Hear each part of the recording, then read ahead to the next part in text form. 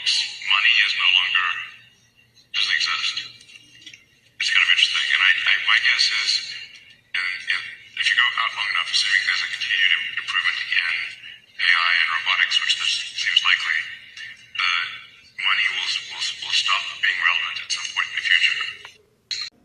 With the digital ID, all of our information is being put on there. At the same time, the world is becoming more cashless. There are certain countries, India is one of them. I don't think there's any cash in China either.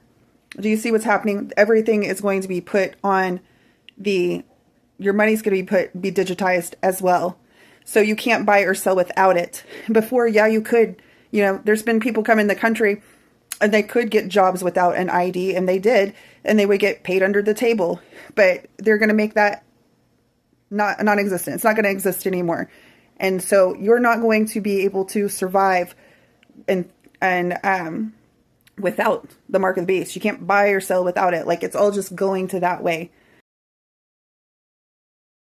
Of digital ID that will modernize how citizens interact with public services. To show us what a nearly cashless society actually looks like.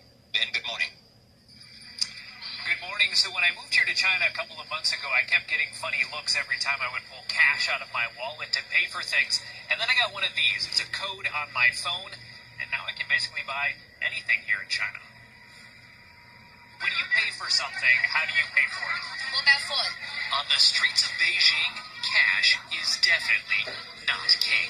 What do you think of people who use cash to pay for things? That's rare and weird, he says. Only the elderly and people who don't know how to use a phone pay cash. This woman says, I rarely take my wallet when I go out, just my phone. That's because those phones can buy just about anything, from clothes in the store to steamed buns. Apple has now introduced digital ID. CBN's Billy Hollowell joins us now. Billy, what's your initial thoughts? My initial thoughts are, am I going to get hacked, right? Whenever you're talking about anything digital, when you have information that is stored on a phone, and by the way, this is very sensitive information. These IDs, everybody was essentially forced in America to get a real ID if they want to get on any kind of airplane. I had to go get a new license. We all had to deal with this if we plan to travel. Well, now you have a digital version that obviously Apple is launching, and it's going to be in 11 different states and locations. My concern is always digitally. Let's just start there, and then we can talk about the other concerns. If somebody hacks this, what happens to our sensitive information? There's a hack almost every time you turn around, I feel like, nowadays. So it seems to me there are some privacy concerns there, not just with hacking, but also the government tracking and all sorts of other issues. Well, I was looking at Twitter and some other places just to see the responses, and obviously that's not always the most accurate place to look, but some of the words were Big Brother, digital surveillance, convenience is the Trojan horse. But there's actually a quote that I found interesting from Jennifer Bailey, Apple's vice president of Apple Pay and Apple Wallet.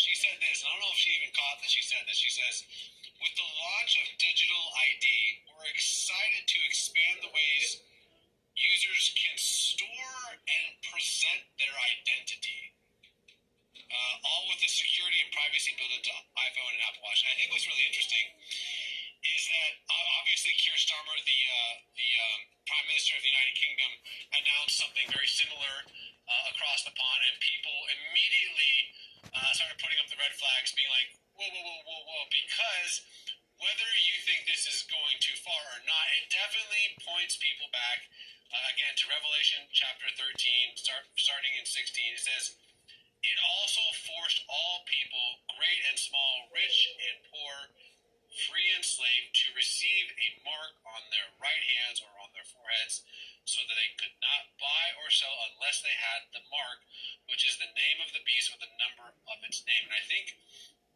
is this, all the way there, mark of the beast? Probably not, but the idea is we're moving towards a society, a cashless society, a society where you don't even necessarily will need a physical passport, an ID. This doesn't replace it yet, but we're moving in the direction where everything that, and the way she said it, your identity is now going to be digitized to the point where if there was a nefarious actor a nefarious authoritarian individual who said, hey, these people with this sort of credit score, social credit score, or these people who believe a certain thing can't buy or sell.